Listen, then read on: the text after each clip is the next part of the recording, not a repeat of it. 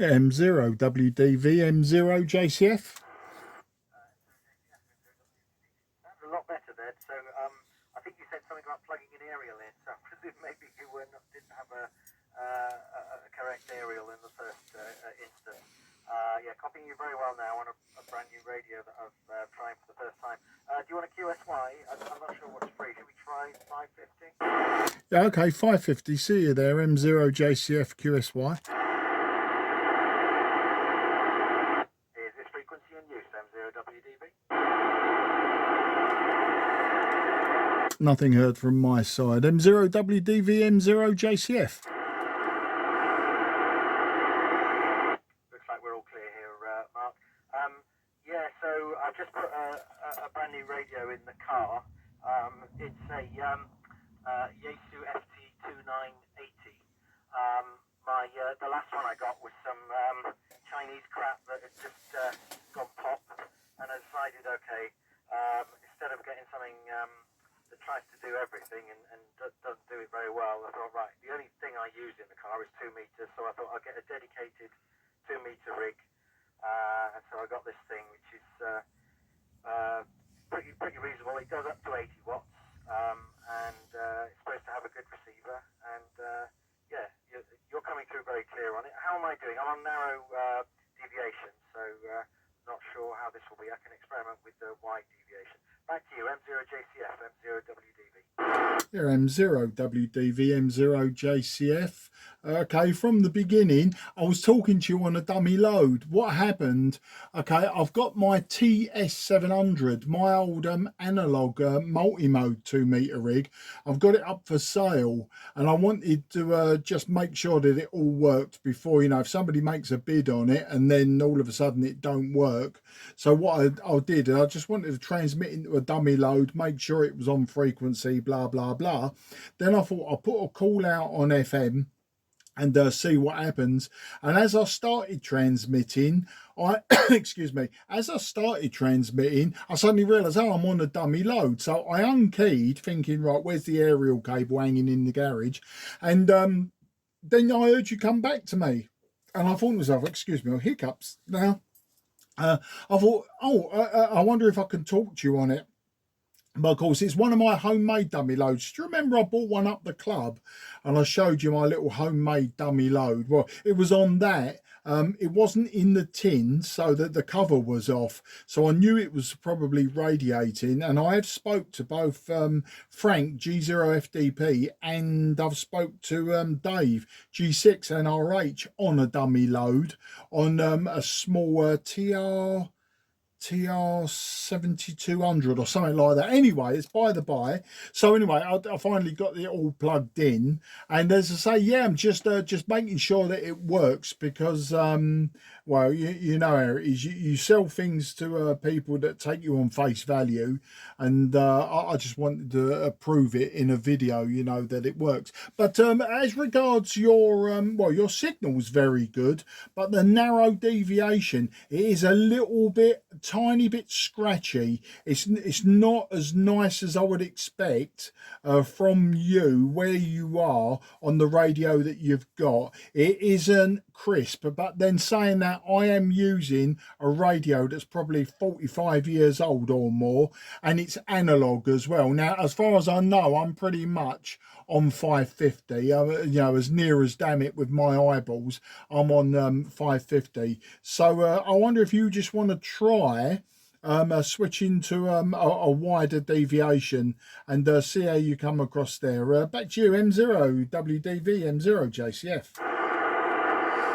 M0 JCF, M0 WDV, now transmitting on a slightly wider deviation. Hopefully this sounds a little less scratchy. You sound absolutely brilliant, by the way, absolutely amazing. Not the slightest hiss or distortion or anything. Absolutely brilliant audio. So that radio that you've got there is working brilliantly, especially if it can reach here on a dummy load. Yeah, that made me laugh. I'm wondering actually if did Will ever reach out to you about getting a 2 meter transceiver? I'm not sure if the one you've got does sideband, but he was looking for something that isn't going to cost too much to buy to do 2 meter sideband. This is Will. will, oh God, what's his call sign? Well, it used to be M7WGG, but he's got his intermediate now, so he's 2E0 or something, but I can't remember his new call sign. But you know who I'm talking about anyway. Yeah, he might be interested. I know he's strapped for cash sometimes, but I think he is definitely, he was anyway, looking for something to do 2 meters for sideband. Yeah, your radio sounds brilliant, Mark. Hopefully this sounds a little bit better back to you from now that I've switched to the wider deviation. So yeah, give me a report, Mark. M0JCF, M0WDV. Yeah, M0WD, VM0JCF, yeah, 100% better, mate. You actually sound human rather than someone who's speaking on the radio, if that makes sense. Whereas before, you was proper telephone quality, as in 300 to 3.4 kilohertz. And now you sound like you've got some bandwidth on your voice, and you actually sound like you. You know, it's easier to determine. You actually, that's the best way to explain it. You sound like you. The reason this radio sounds good, I'm sure it's because it's a Kenwood. All Kenwoods sound good. Very, very rarely do people, when I'm using a Kenwood, tell me I've got bad modulation, whether it's 2 meters, 70 sems, whether it's HF, and they always get a very good report. And I mean, this is the original microphone as well, you know, quirky old thing. But anyway, you know, it works. I did try on SSB, but no one's around. Doesn't help that the aerial I'm plugged into, it's my vertical. So, you know, if there was anyone around, they may have been listening horizontal, and there's a 20 dB difference there. So, anyway, that's by the by. I was going to say, Will, yes, now then. I won't go into a long one about it, but Will did show interest in my TR-9000. Then this was 2 weeks ago. I said to him, look, mate, are you still interested in this? Otherwise, I'm going to eBay it. And he said, I'm driving. I'll get back to you. And he never did. So I put it on eBay and I sold it within 24 hours. That was the TR-9000. And then I had an FDK 750E multi, which is a multi-mode 2 meter rig. And you might have seen I posted that one on the Yahoo group. And Mark, the M7 down in Lee, he bought that one off me, and he came up and collected it a few days ago, along with a power supply, etc.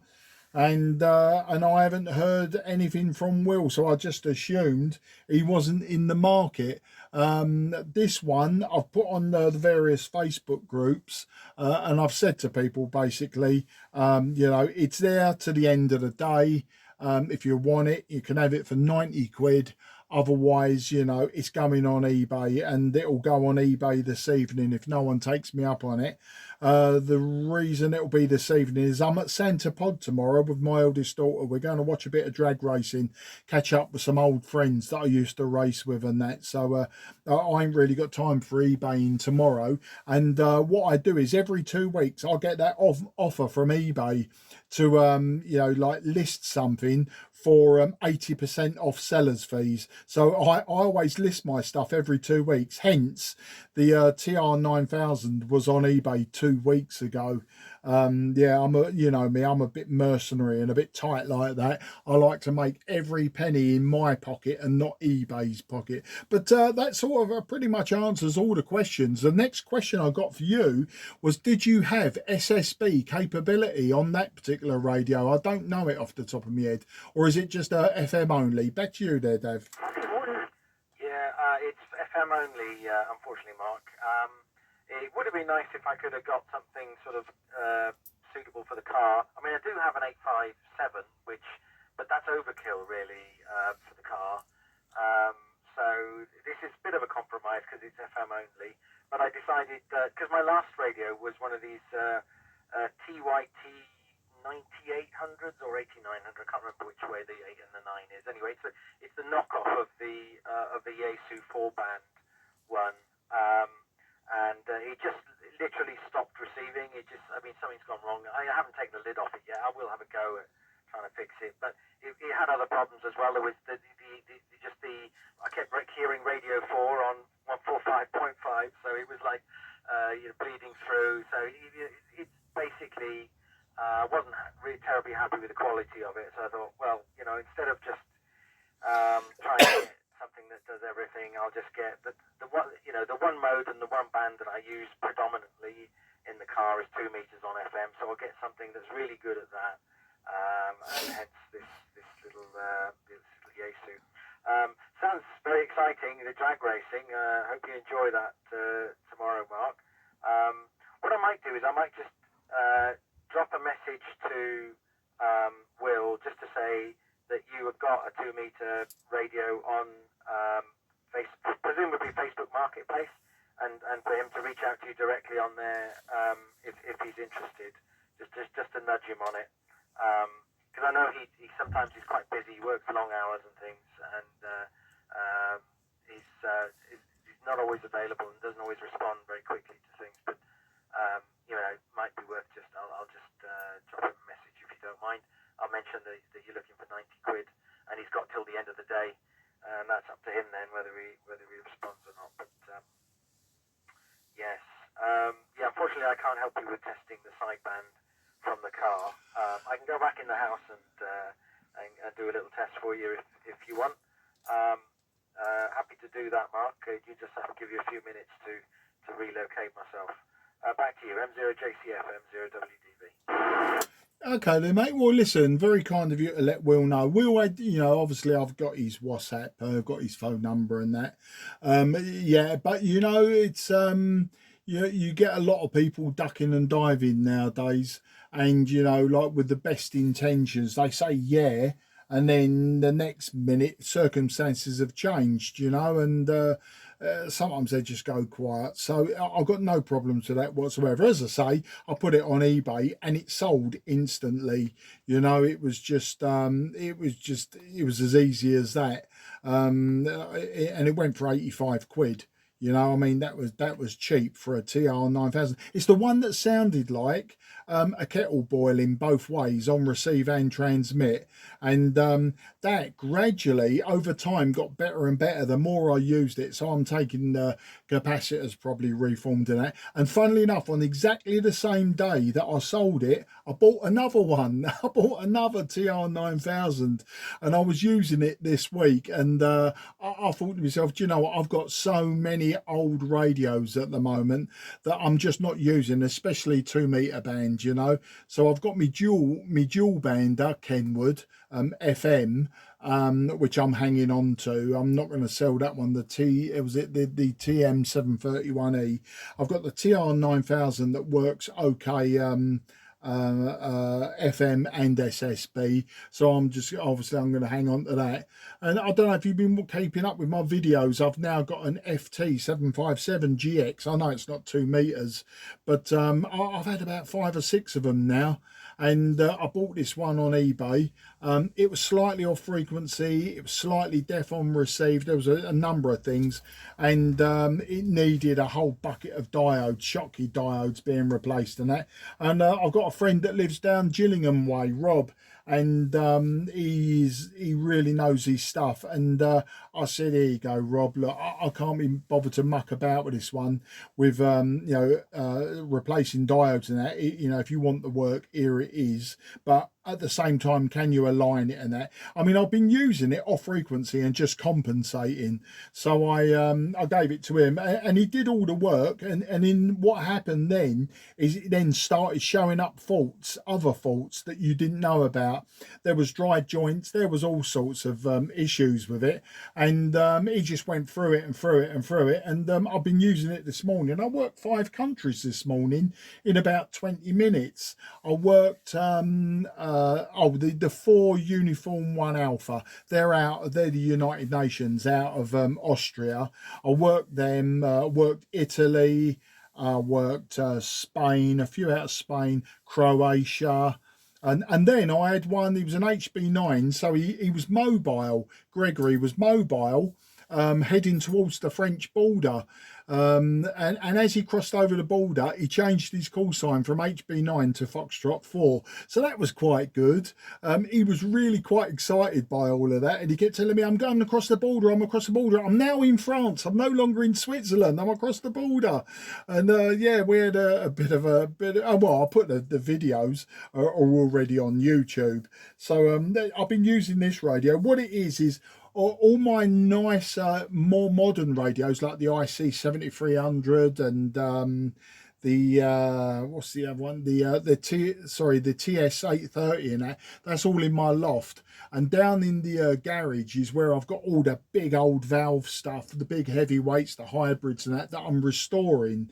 And I didn't really have anything HF instantly working down here. So this is why I bought the 757GX, to have a small form factor HF rig, you know, in the garage. And of course I've owned quite a few of these now, so you know, I sort of know them. I know the quirks, I know all of the failings. They don't have any failings, to be honest, apart from when they fail, but that's age related, and this one has now been sorted out. So that's the story. But yeah, I mean, if you don't mind, I'll swing round to 144 300, and you can give me an SSB check there. As I say, I'll bung it in the video, and then, you know, anyone who wants to buy it, at least they could see today on Saturday the 1st of July, it was all working. You know, it was all working. As I say, you know, it is what it is. You know, it's an old analog 2-meter band multi-mode radio, so it's got the age-related wear and tear on it. You know, it's not perfect by any shake of a lamb's tail. But then at 90 quid, you know, what would you want? You know, show me where you can get a multi-mode radio for 2 meters for 90 quid. I think I sold, not I think I said, I know I sold the 750 multi to Mark for 50 quid and 25 quid for the Yaesu power supply. You know, so he walked away happy.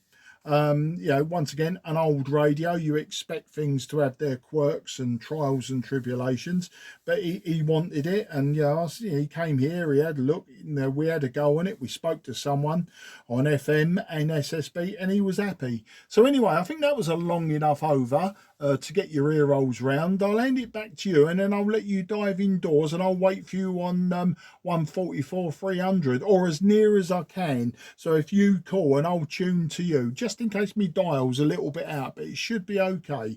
M0 WDV, M0 JCF. Yeah, all covered there, Mark. I was just having a look on Facebook actually to see if I could find your ad and send a link to it over to Will. But I just did a search for in the marketplace for 2-meter Kenwood, and yours. Well, I mean, it's too many results. What's the magic words I need to search for to find this radio? Oh, sorry, do you know what? It's not directly on Marketplace. I posted it on a couple of the amateur radio groups. There's the Kent Active Radio Amateurs, CARA, and the other one was the UKCB and Amateur Radio Group.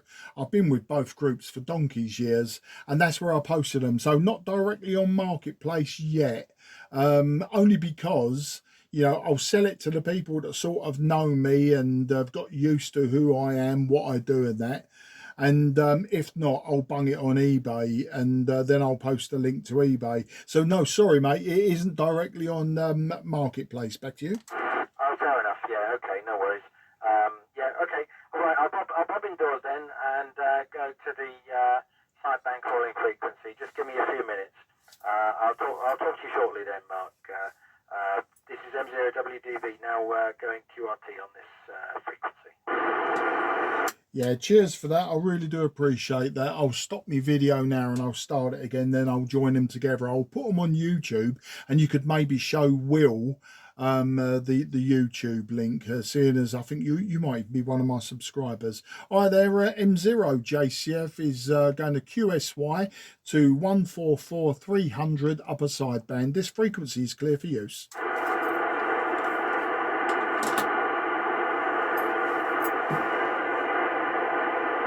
Yeah, M0WDV, M0JCF on 144 300 upper sideband. Do you want to knock it back to 144 290 just in case someone else is calling here? Roger, QSY 144290 M0WDV. Is this frequency in use? Is this frequency in use? M0JCF.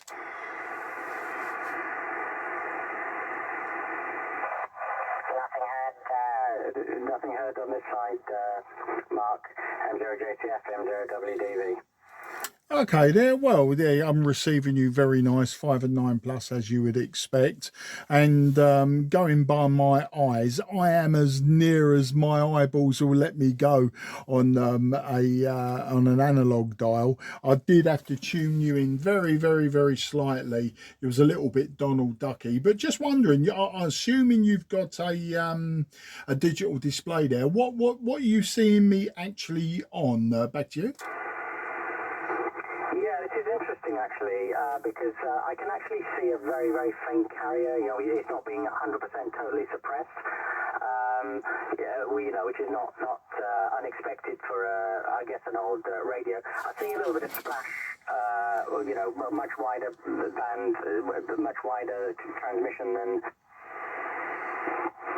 perhaps it should be, but the carrier itself, or what's left of it, which is very faint. You know, it's not a big deal that there's a little bit of carrier. Is bang on frequency. So at the moment, this is showing exactly 144.290, and when you were transmitting it was splashing a little bit below and above as well. It's very strong signal. S9 plus 40 here, and the audio was perfectly acceptable. You know, normal sideband quality audio, I would say. Back to you, M0JCF, M0WDV. Yeah, M0WDV, M0JCF. Yeah, as I say, at the end of the day, maybe a natsy of alignment on it, and as I say, the filtering to filter out the carrier and one of the sidebands might be a little bit off. I don't know. This one does lower sideband and AM as well, which is always nice. Not a lot of multi-mode 2-meter radios do AM, and it's one of the reasons I bought this. I bought it to go with my TS-500, and I was using them side by side for probably a year or more, but I sold the 520, the working 520S. I sold that a few months ago, and I've got 2 more that need restoring, but this radio just wasn't getting any use, Dav, and as much as I really like these old analog ones, it's just sitting there gathering dust. And of course the old radios need to be used. You just let them sit there, and they stop working after a while. The other thing as well, these have a drive and final on them, and I haven't quite tuned the drive and final. Well, I did when you said to me there was a bit of carrier, so I've knocked the drive back towards 144. The final, well, it can be anywhere. I don't go by the numbers, but yeah, I mean, I'm happy with it, and I have been happy with it, and I'm just sort of happy with the with the results. As I say, you've got to look at the dial like exactly square on, otherwise you can be like a couple of 100 hertz off and make everyone sound like Donald Duck. But generally, most people are quite forgiving, and they'll tune to you. But I just literally, you went to the 290, and I just tuned to what sounds like a human voice. So thanks for that test. What I was going to say, while I've got you, is I put all my my little True SDX back together, and I don't know. I've sort of had a play with it, and specifically I was looking for the modification now where we've got the band scope on it, and the way that I got the band scope, it's really weird. Maybe I've done something wrong, or I'm doing something wrong with the use of it. So because obviously we're set to default, so I'll set all my settings that I normally have on an SDX. And then I went to the meter, and the meter obviously is dBm or S meter. Oh, I don't want dBm, I want S meter. So as I switched it to the S meter, that's when it brings up the band scope. So I'm not sure. I can't seem to keep the band scope on permanently, but with the S meter and the frequency, it just what's the setup on them? Just in brief, or is that just the way that it is? Back to you. Yeah, Mark, the way it works is to use the band scope, you hold down the button on the left. Manuel did a video on it actually, so what I'll do is I'll just send you a link to that real quick. And he goes through some of the features, the other features of the beta software as well. But basically, here we are. I've got this. Just sending it to you now. Yeah, so the left-hand button, if you hold it down, you get the band scope, and I think you have to hold it. You keep it held down to see the band scope. That's basically how you see it. There's a few little ways you can adjust it as well, and it's explained in this video that I just sent you a link to. Hopefully that will give you everything you need, Mark. Back to you from M0WDV. Yeah, M0WDV, M0JCF on both vertically polarized on SSB. Okay, no, that's absolutely fine, mate. Yes, that's what was happening. I switched to the meter, and then I think I pressed the button and I held it, and when I let it go, it vanished again. I thought, I wonder if this is meant to be on or not. It was only this week, actually, that I had a play with it. You know what I'm like. I've got an attention span of a goldfish, and I was just like, I had too many radios on the go this week. I had the TR-9000 that I've been started using this week. I've got the TS-700 that I was using it and thinking, do I want to keep it? Don't I want to keep it? And I was obviously putting that back in my tobacco tin. The True SDX, put it back in the tobacco tin, had a quick play, but I didn't give it a lot of attention. You know, I wanted to put it back together, made sure it worked, put me settings in, and then I'll come back to it another day. And that was it. You pretty much answered what I'd found, but I do appreciate the link as well, because yeah, one of the things I was going to do, I was going to wait until I saw you at the club at some point, then I was going to talk about it, and that's why I didn't bother sending messages or anything like that. And it's only because I've got you now speaking to you that I thought, oh, while I've got your attention, you know, I'll ask you. So yeah, that's absolutely fine, mate. No, I think I've got to grips with it. I will check out what Manuel says and does anyway, because let's face it, he is the authority. So I will come back to that. I won't just leave it at that. I will use him and his videos. As I say, I found that, you know, he can be a little bit quirky. He's very anti everything else except his product, which I don't blame him at all. But sometimes I think to myself, you know, mate, I do feel sorry for you, but you know, you've left something open source, and what did you expect was going to happen, you know?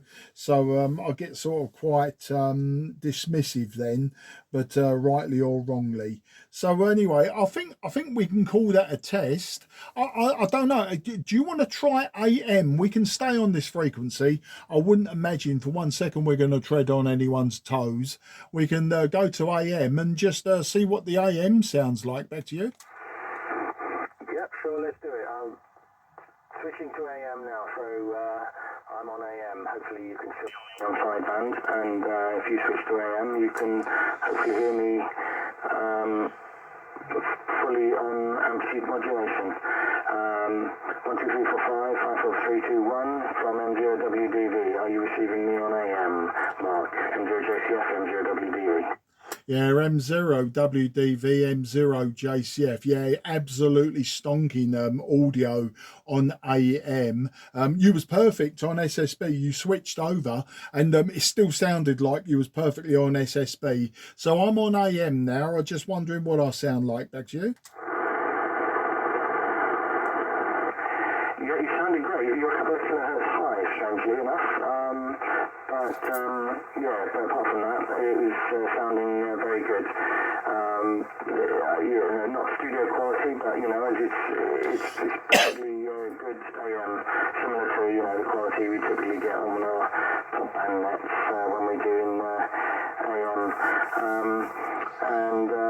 What I meant to say to you, are you coming to the meeting on Thursday? Should be a good one on Thursday because Nobby's going to talk about Rockall. I think that'll be quite interesting, and all copied on the 2SDX and Manuel and stuff. Incidentally, I've ordered the new QRP Labs QMX. Is it the QMX? There's so many three-letter acronyms. I think it's the QMX. So it's kind of a successor to the QCX. But they also did a QDX, which is for data, and this QMX is supposed to be the next generation, which will do data and CW, but eventually also sideband as well. So it's going to be almost like a version of the 2SDX. Anyway, back to you, Mark. M0JCF from M0WDV. Yeah, M0WD VM0JCF. Not too sure about the club this week. I'll play it by ear and see what I'm up to nearer the time there, Dav. It's possible I'll be there. But it'd be a shame if I don't and I miss his chat. But I won't lose sleep, to be honest. I'm sure I'll catch up with it. I'm sure somebody somewhere will put it online. I don't know if that's going to be possible, and I can catch up with it at a later date. I know I thought it was the Thursday just gone, but obviously it got missed out, and because I had loads of gear all lined up to bring to people, and in the end I ended up taking up a big stash of gear around Jakob's new house, and I had loads of boxes of components and all sorts, so I donated that to him. And of course Mark, the M7, I was going to take the 2-meter rig and everything down to the club, but he came round to me instead. But so I'm not too sure on that.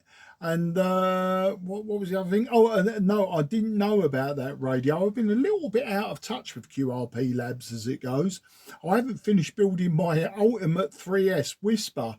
Do you know, I've had that a couple of years now and it's nearly finished. I've just got to finish winding all of the filters. I've got the multi-filter kit with it so that, I could switch between the bands. And I was particularly interested in using Whisper on 137 kilohertz, right down there in the long waves, just to have a go, and obviously down there is very, very slow Morse code or digital modes.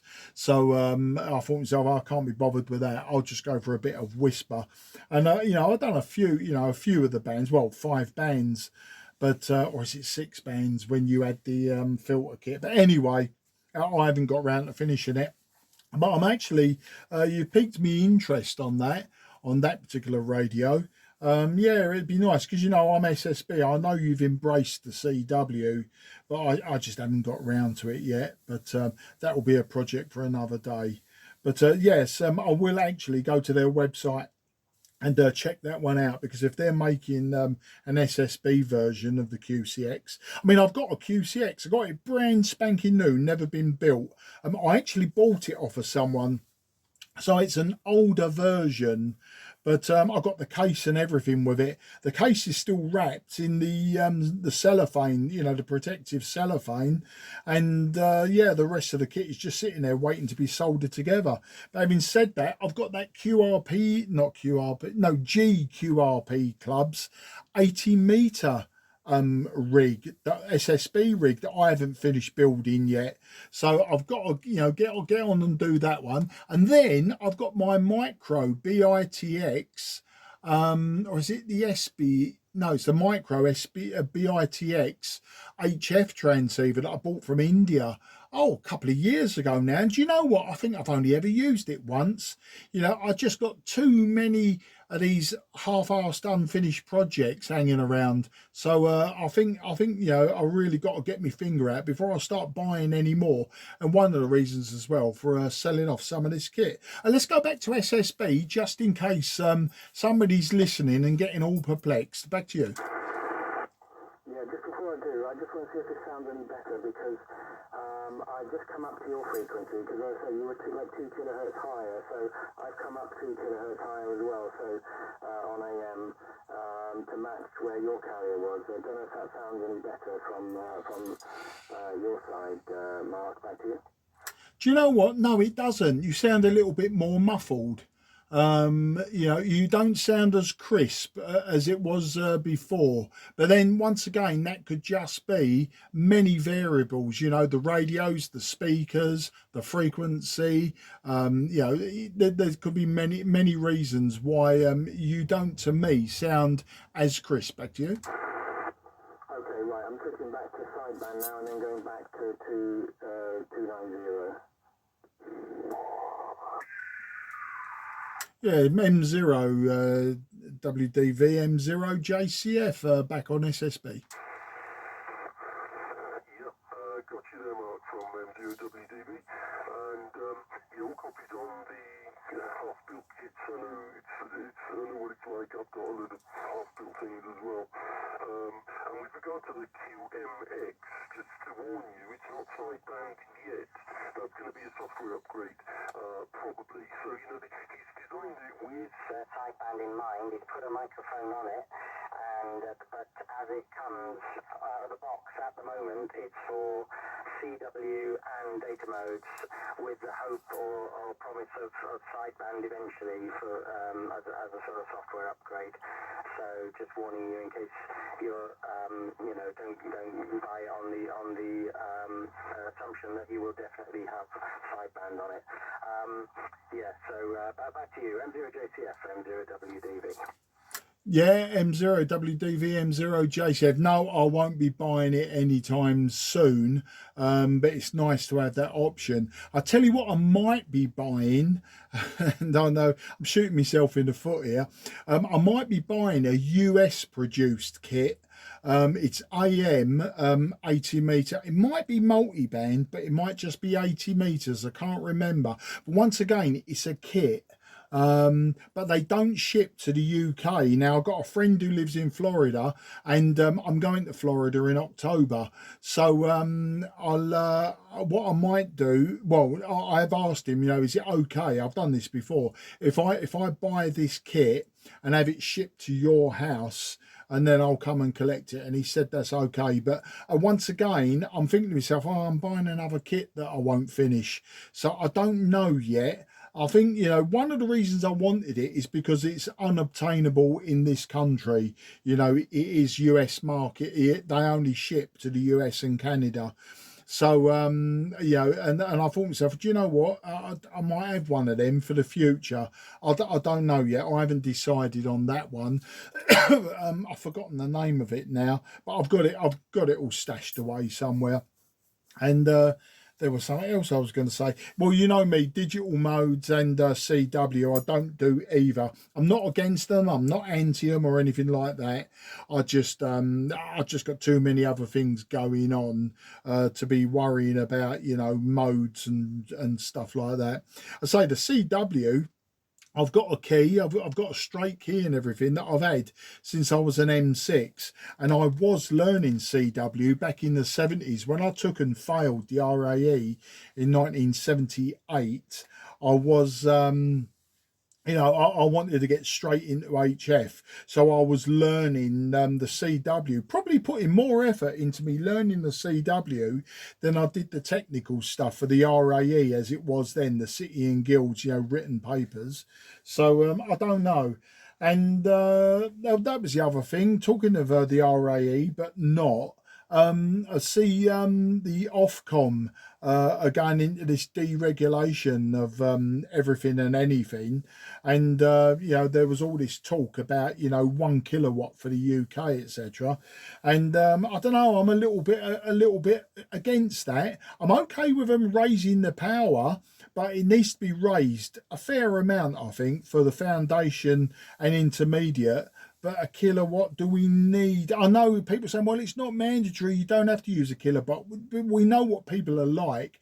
You know, I think the world and his dog's all going to go out, you know, and and build or buy, or it's checkbook ham radio, isn't it? They're gonna get these big old power, and it's just going to be more QR Mexico for everyone. I don't know. I'm sort of I can see why, and I suppose there are merits in it, but I don't know that it was the way forward, is to give everyone the option of throwing even more RF into the atmosphere. There's enough noise and QR Mexico and that without it, and I know, there is this thing of, well, the rest of the world has got it and Britain is stuck at like 400 watts, and I'm thinking, well, do you know what, to get a 6 dB gain, you've got to go to 1600 watts. So, do we need it? And of course, I was on the 2 meter net last Sunday, and Des brought up, quite rightly, he said, yeah, that 6 dB, which is 1 S point, that's for a line of sight signal. Once it gets into the ionosphere, it could be all over the place. So, yeah, a very valid point, but I don't know. And I just think the nature of humans as they are is to, I've got more, I've been given permission to use more, so therefore more we will have, and I just see more can also equal more noise and all of that. I don't know. So we'll have to see which way that one goes. Me personally, I just run with whatever comes out of the radio, and as you know, I do like me QRP as well, but we'll see. We'll see. Interesting times ahead. As I say, I think the hobby's moving forward in many directions. Some of them I don't agree with all of it, It's like, foundationers going from 10 to 20 watts. I just see that as an exercise in, now the foundationers everywhere are going to have to fill in the EMC business, where you're required to keep a log of it. And I just see it's because 10 watts, no one was ever going to have to do it if you only ever stuck to 10 watts. But I can see foundationers now need to also produce that paperwork as required. I don't know anyone has ever been asked, but it's early days yet. So I think foundationers should go to at least 50 watts, and intermediate maybe to 200 watts, because that's a 6 dB gain for both, which is one, in the theoretical world, 1 S point. I don't know.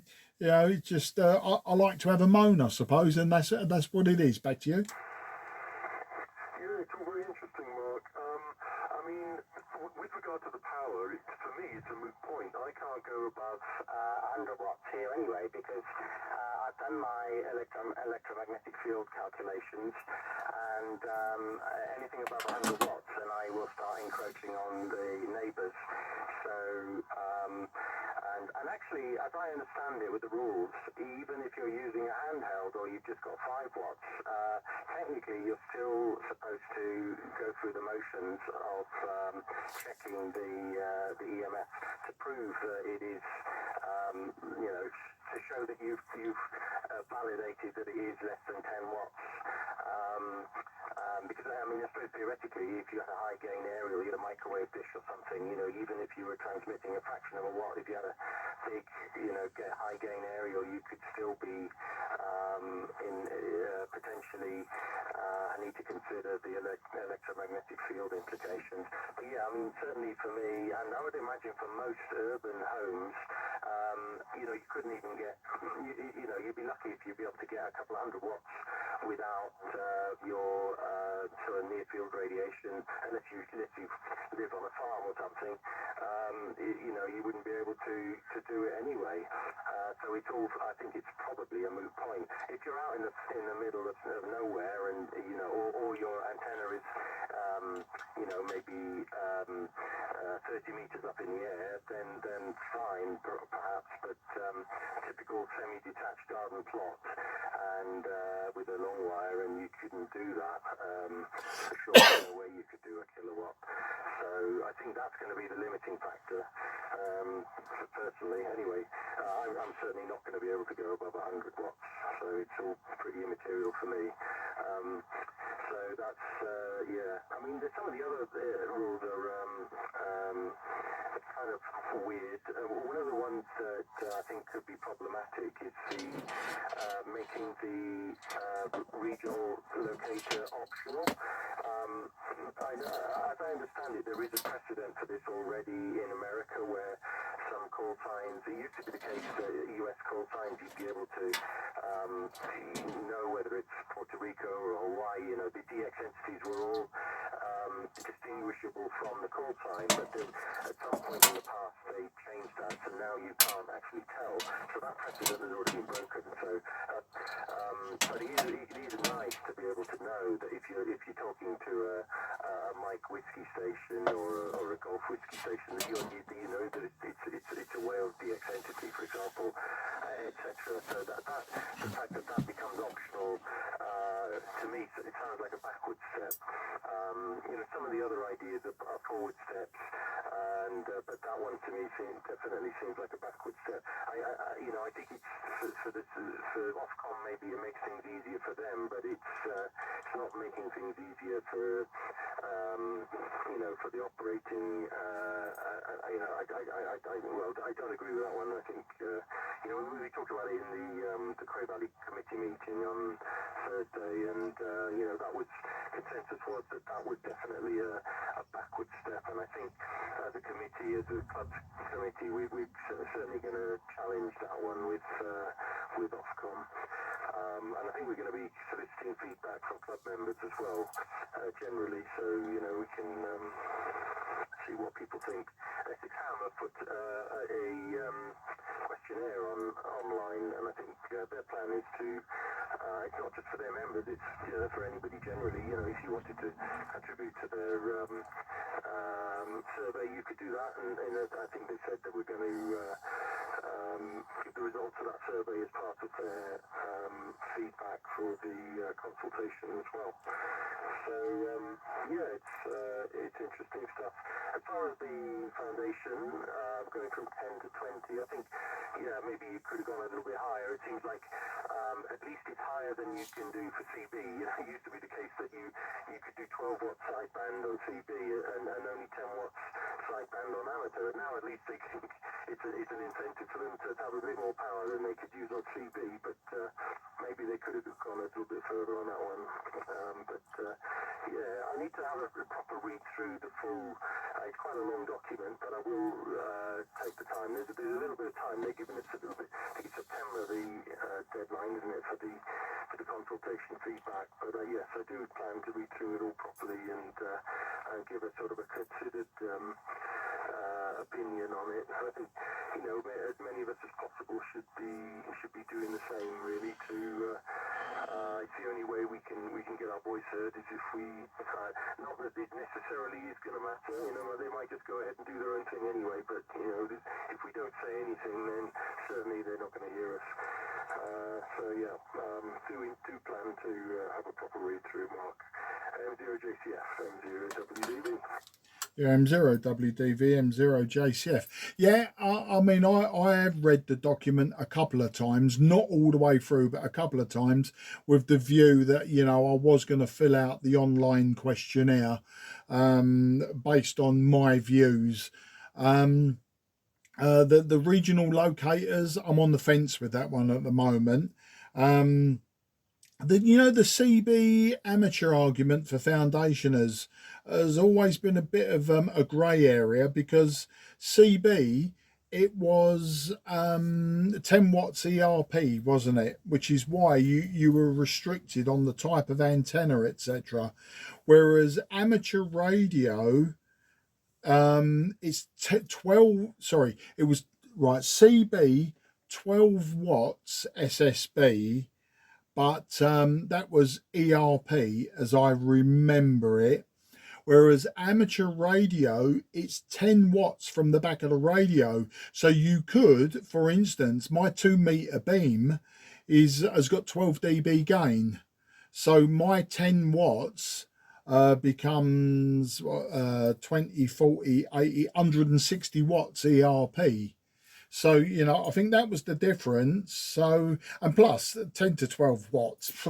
I mean, I challenge anyone in the real world with their ears, two radios separated by a mile, actually detecting a difference on those little meters. I don't know, so that's never concerned me, the 10/12 watts. It is what it is. Let's face it, I think CB, most CB enthusiasts nowadays are less likely to be on 4 or 12 watts on FM AM and SSB. I think less likely. I'm not saying that, everyone, that there is an assumption nobody uses the legal limit. It's like saying, on the CB band, everyone's using a CB radio. You can bet your life a big proportion of them are using export type multi-mode rigs or 10-meter rigs that you can configure in software for 11 meters. And likewise, a lot of them, the freebanders, are using amateur HF rigs, Yaesus, Icoms, Kenwoods, etc. And with the power output that comes out the back of the radio. I think it's such a grey area morally, etc. I don't know that anyone's too fussed about that. But for foundationers, I think 50 watts. So long as they can show a competence for causing interference, etc., and suppressing interference. More importantly, I think 50 watts would be a good step, because that would give them just over 6 dB, which is an S point. That would be all right. And likewise, intermediate, to give them that 1 S point in the real world, to give them the 1 S point, they need to go from 50 to 200 watts. So I can see that. And then, you've got to say, well, hang on a minute, you've given foundationers and intermediate, you've given them a 6 dB increase. Why can't, full license holders have a 6 dB increase? Well, that takes you to 1600 watts. But of course, in the real world, does going from 400 to 1600 watts, does it really make, that hard and fast rule? Does it make that sort of difference? And I don't think it does. I just see it as more QR Mexico, being produced by hams. And I don't mean QRM as in,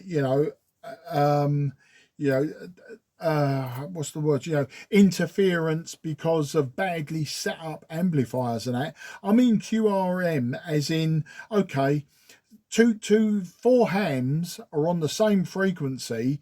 They're all using 400 watts, but 2 can hear each other and 2 can hear each other. But give them that 6 dB increase, give them 1.6 kilowatts now, and I mean, say 40 meters, for instance. Now, all 4 of them can hear each other on the same frequency. I know I'm sort of speaking in a, I don't know, it's not really real world, is it, the way I'm speaking? But can you see what I'm saying? It's unintentional QR Mexico, just by increasing power. I don't know that it was the way forward. As I say, for the foundationers and for the intermediates, I mean, the fact that, that they're still way below what the full license holders got, that's fine by me. It's just the way I think, I suppose. And I'll tell you what it is. I suppose it's because I do a lot of QRP stuff. And for me, I see the QRP maybe being a bit more difficult because a lot more people are going to be throwing a lot more watts into the ionosphere.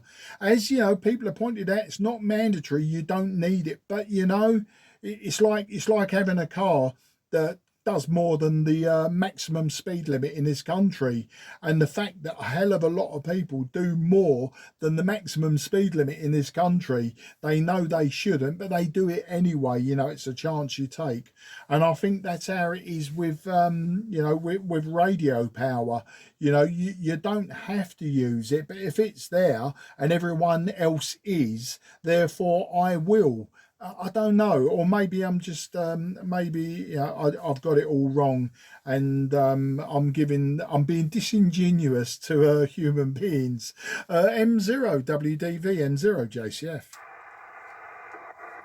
Yeah, I mean, actually, think there's only going to be a small percentage of hams who would be able to legally go anywhere close to a kilowatt just from the electromagnetic field interference standpoint. If you do the calculations on the Ofcom or RFGB calculator, most of us living in this suburban environment here wouldn't be able to do, unless, we've got a really high tower, which none of us really have.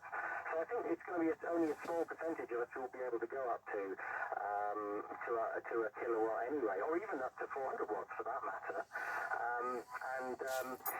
Obviously you could say that, well, some people will just break the rules anyway but, so all you're saying is they could break the rules on, are they going to be more likely to break the rules on sort of the maximum power than the electromagnetic field requirements? Because they're both equal standing, in terms of Ofcom. You've got to comply with maximum power, but you've also got to comply with the electromagnetic field. And I think you're going to hit the electromagnetic field requirements barrier before you hit that, long before you hit the 1 kilowatt limit barrier. If you're going to transmit 1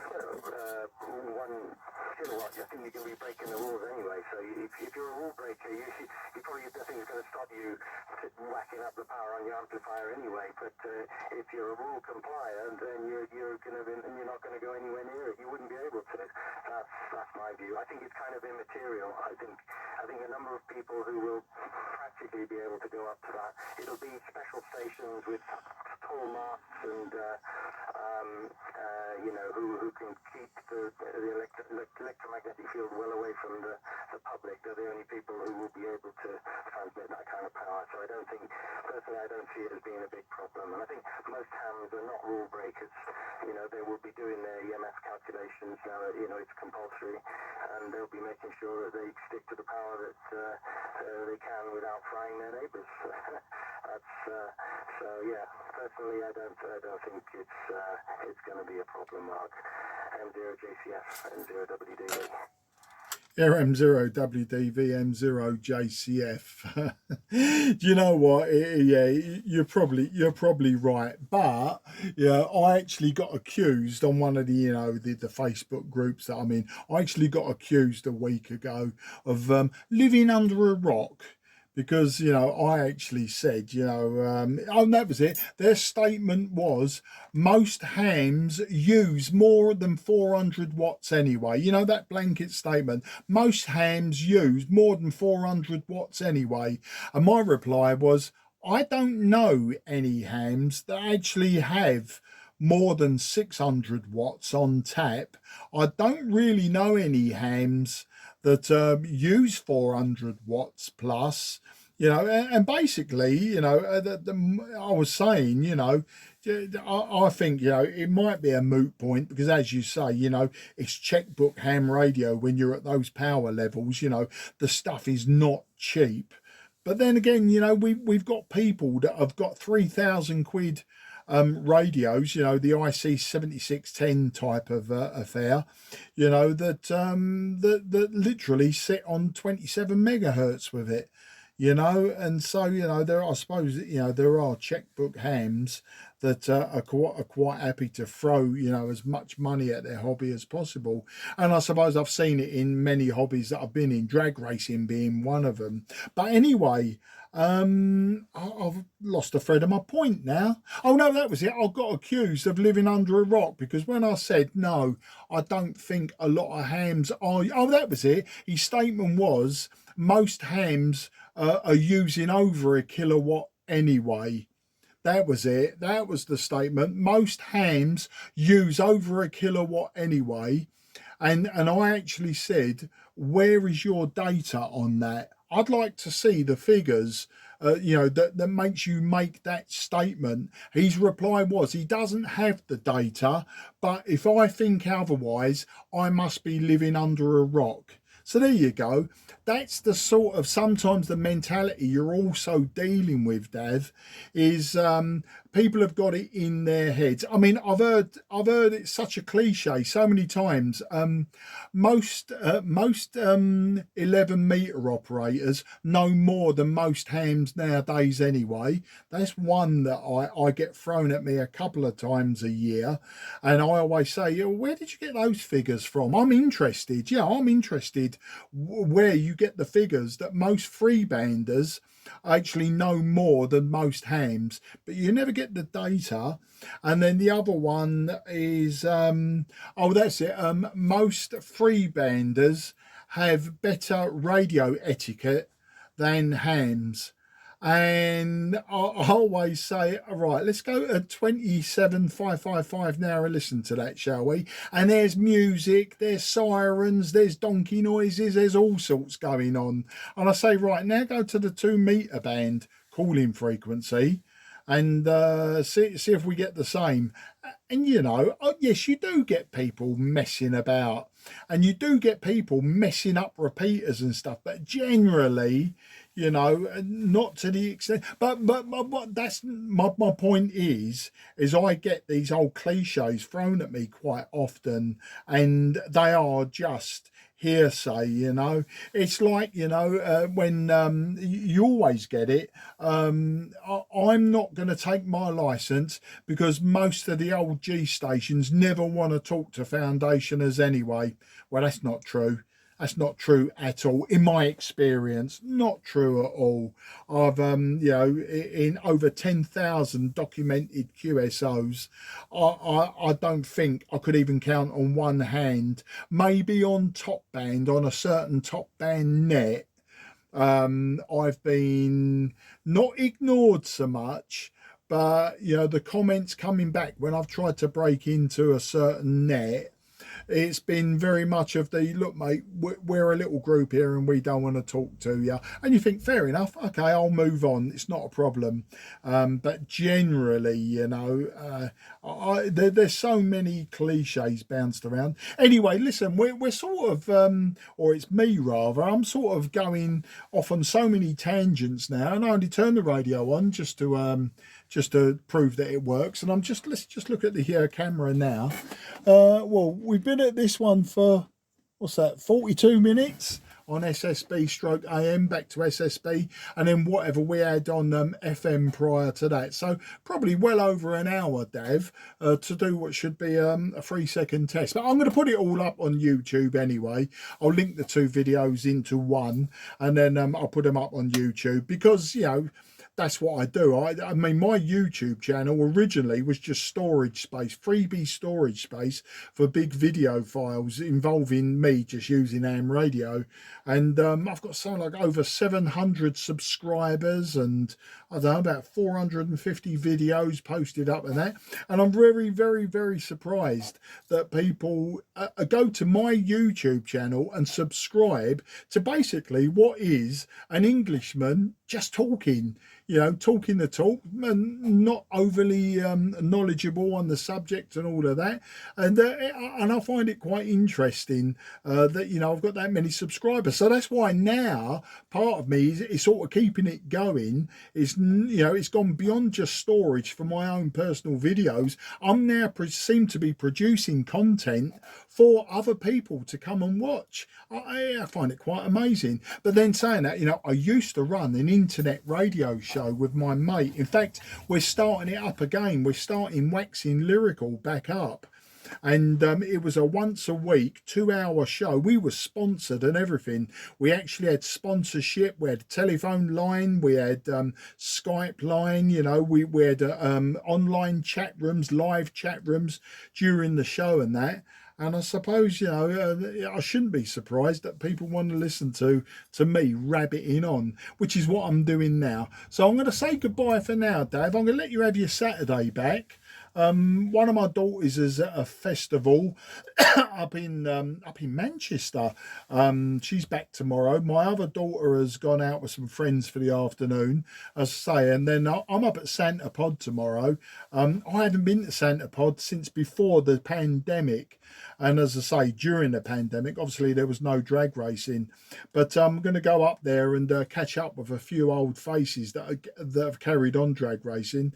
You know, I obviously don't do drag racing anymore, and neither does my youngest daughter. She was a junior drag racer, but all the bike gear now is pretty much gone. I've got a few bits hanging around the garage, but complete racing motorcycles are a thing of the past. So yeah, just going to go up there tomorrow and play catch up.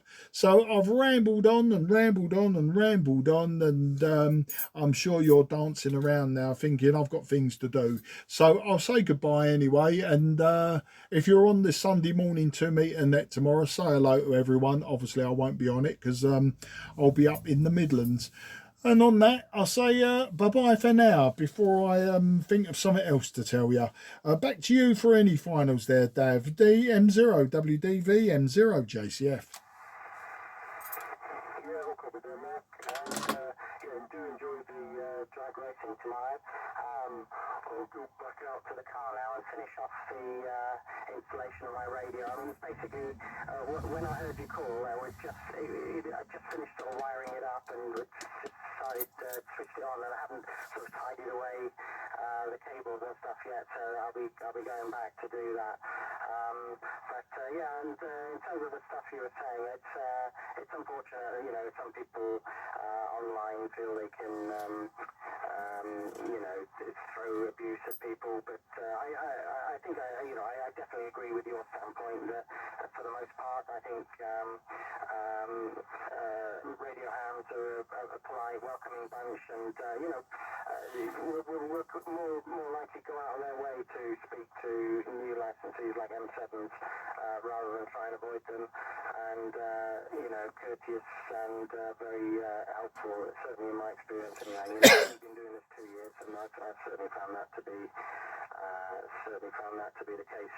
And I certainly don't know anyone who's transmitting you know, a kilowatt home. So again, I agree with you on that's definitely not happening.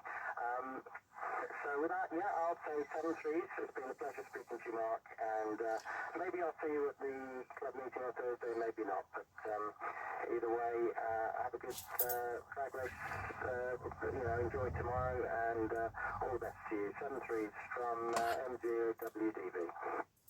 Yeah, cheers, Dav, and as I say, very much appreciate the test. And yet, do you know what? The assumption was that your radio was in the car, all up and running, and you was just having a listen. I never thought for 1 second that it's all hanging out, and you got to go and shove it all back in.